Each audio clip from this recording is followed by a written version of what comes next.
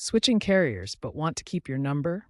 This video guides you through getting your Optimum Mobile Port Out PIN. This PIN is essential for transferring your number to a new provider. As of September 2025, Optimum Mobile requires multi-factor authentication, MFA, for PIN requests to protect against fraud. We'll break down the step-by-step process, ensuring a smooth and secure number transfer. This is fully digital, and no major outages or policy reversals have occurred in 2025.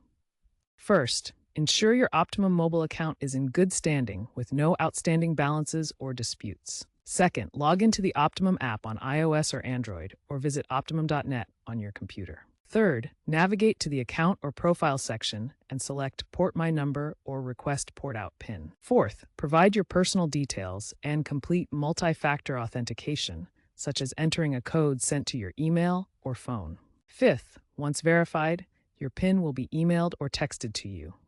It's typically a 4 to 6-digit code valid for 30 days. Share it with your new carrier during the port-in process, but avoid sharing it with others to prevent fraud. Finally, if you don't receive the PIN, contact Optimum support at 1-888-276-5255.